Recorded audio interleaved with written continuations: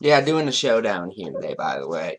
So Thom Hartmann, that's a name you hear surprisingly little about in the progressive sphere, which is odd because he's really the only successful liberal radio talk show host. I mean, ever since the Telecommunication Act back in '96, AM radio has essentially just been conservatives in sports, and Hartman kind of broke up the monopoly in that slightly. He was also a huge inspiration to people like Secular Talk, and even to some extent myself. I recently started watching his show.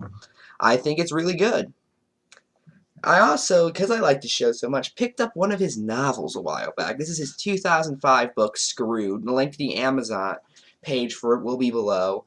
But I actually wanted to read you a section from Screwed today, The Undeclared War Against the Middle Class by Thom Hartmann.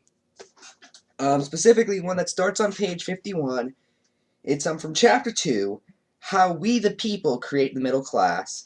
And the section is called Returning to Classical Economics. And I thought this section perfectly debunked the ideas of right-wing libertarianism in ways that, because the thing is with people like Thom Hartmann is, they just go on these things that like, oh my god, I never even thought about it like that before, but I clearly should have, because that makes so much sense and is so obvious.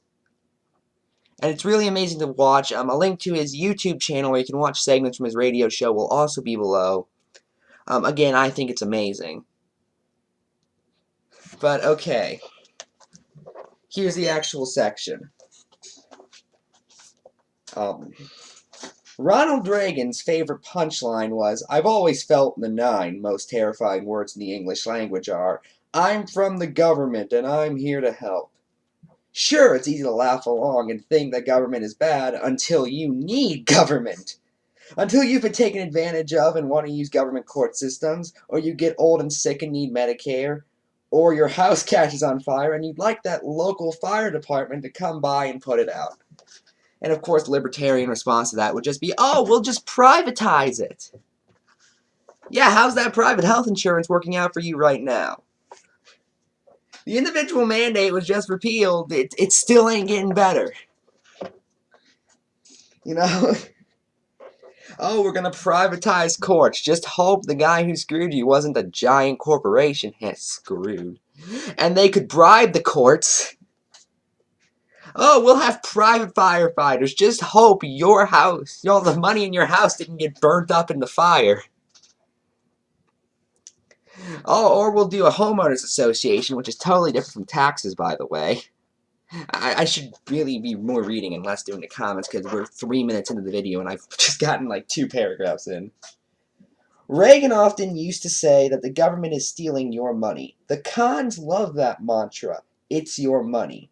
Nobody likes to pay taxes, and nearly 3 decades full PR convincing of deceitful PR convincing Americans that there's no need to invest in our nation and thus no need to pay for it with our taxes had left us with an electoral hate, left us with a electorate that so hates the word tax that the cons can use it to turn voters against anyone advocating any government program.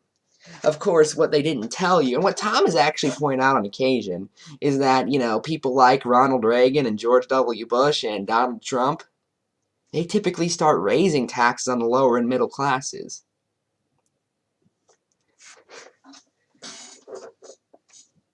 If you're a politician and someone calls you a tax and spend liberal, that generally means goodbye to your votes. The cons exploit this with the "it's your money" lie. It's your money and the liberals want it, shouts cons on the radio. They're talking about taxes, of course, but are our tax dollars really our money?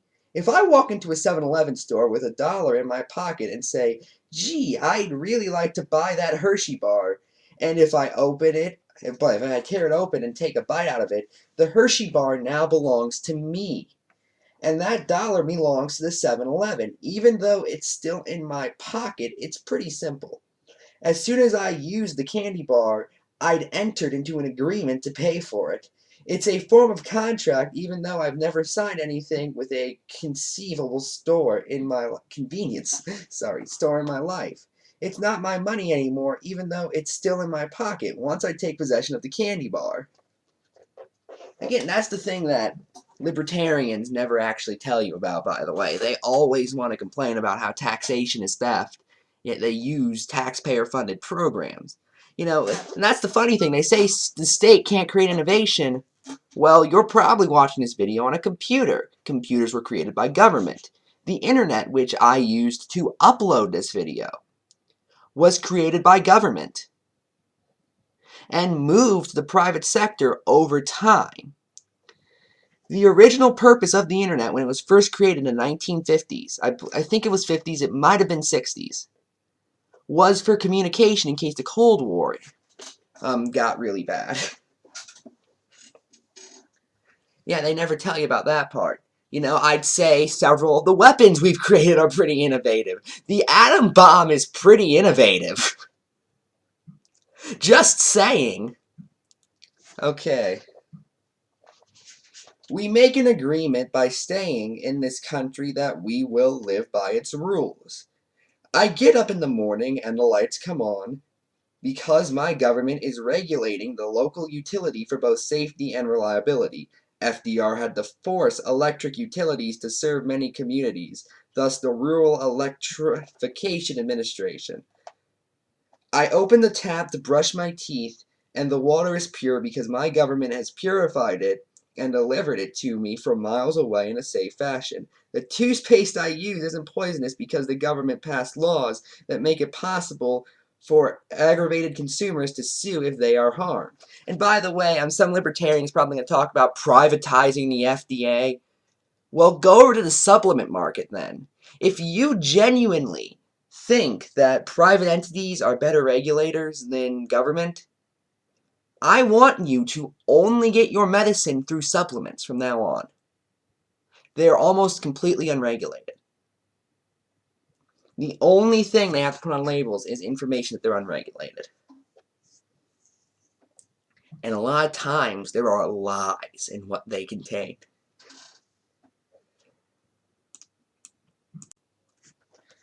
Its ingredients are listed because the government requires it. Again, if you disagree with that, go to the supplement market sometime. When I drive to work, the streets are paved by my government and the streetlights work because my government planned them right and keep them in good working order. The radio station where I broadcast from can do business because my government provides me a stable currency and a framework of contract laws that allow a corporation to exist and function. The food I eat for lunch at a nearby restaurant is safe, both because it was inspected at its source by the U.S. Department of Agriculture and because the local government checks out restaurants for sanitary conditions. I can eat without worrying that bandits are going to run into the restaurant and demand everybody's wallet because the police are on the job. And I can go about my day without worrying that we'll be bombed by invaders from another country because the State Department and the U.S. Army both negotiate and protect our nation. With a little bit of thought, you can add dozens of other things to the list, all provided with taxpayer dollars. And here's the thing. This isn't a point of everything the United States government does is perfect. We here on Ephrom Josine, by that I mean me, are extremely critical of a lot of U.S. government practices. They've done things that I feel are government overreach, the NSA for instance. However, I believe that pretty much any stable framework for a society has to start a notion that a government that exists and does things. Okay? That's what we start at.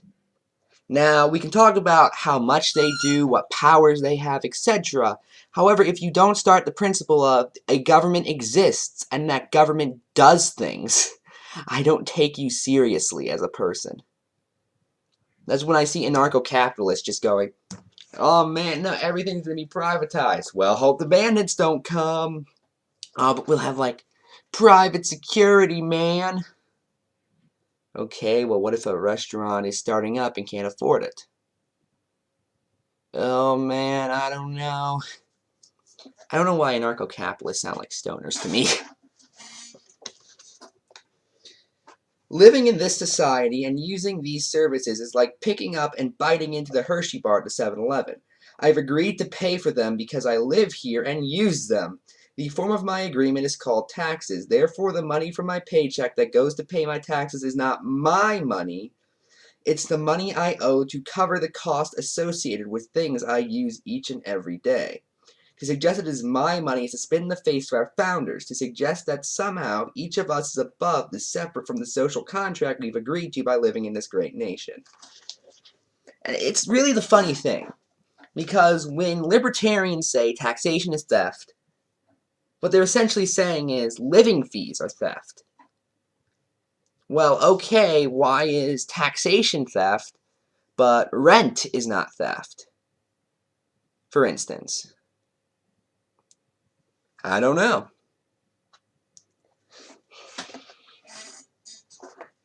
When the cons say it's your money, what they really mean is that they don't believe in the social contract.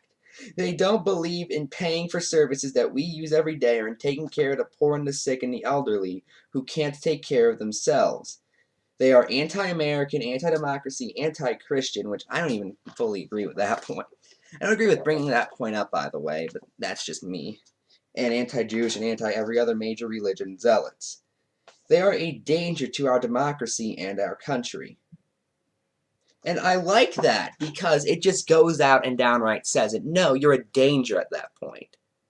You're not a serious human being. You're a danger.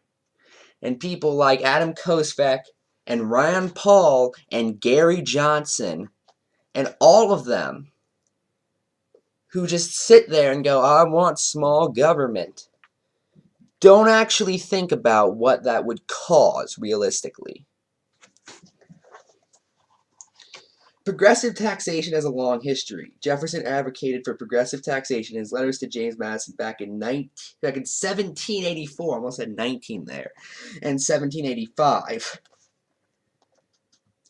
Another means of silently lessening the inequality of property, Jefferson wrote, is to exempt all from taxation below a certain point and tax the higher proportions of property in a geometrical progression as they raise.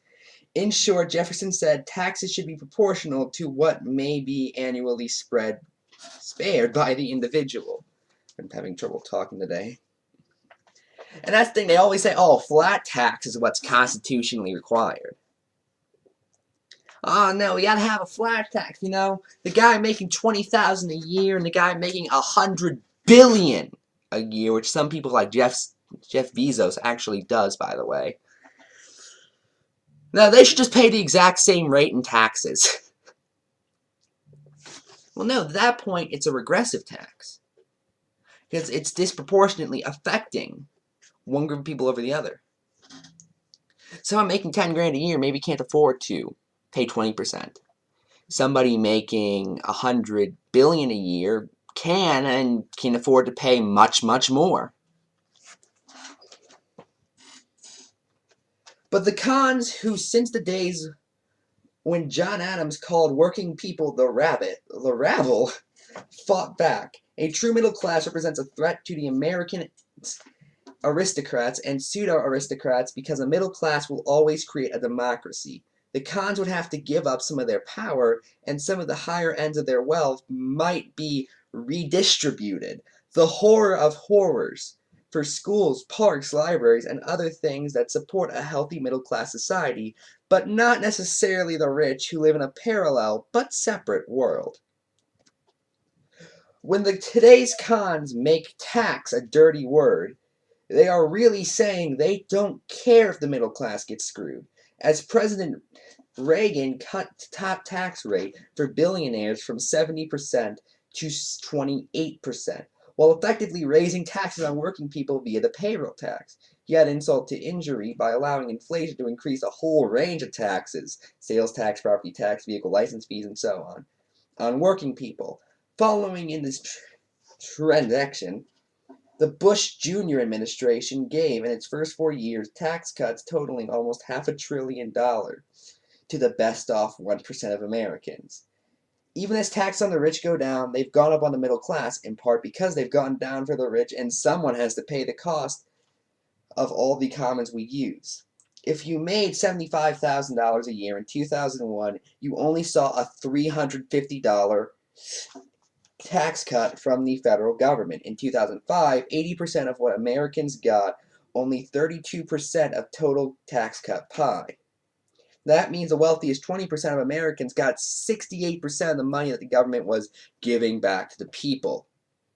Unless you were making more than $218,000 a year in 2005, you got screwed by Bush's tax cuts. It's all part of the Khan's undeclared war on the middle class, and that was amazing. Again, I recommend buying this book, watching Thom Hartmann's show. It's really good. It's far better than anything I've ever done. And he was saying this, by the way, in 2005. He wrote this. And all of it reigns true to this day. Right-wing libertarians have been doing the exact same thing. Ron Paul was still in Congress when this book was written. And what is his son Rand doing these days? What is McConnell doing these days? What is Graham doing these days? What is Rubio doing these days? What is Ryan doing these days? The same thing they were doing back in 2005. The same thing they were doing in 1985. That's it. I'm Ephrom, and good night.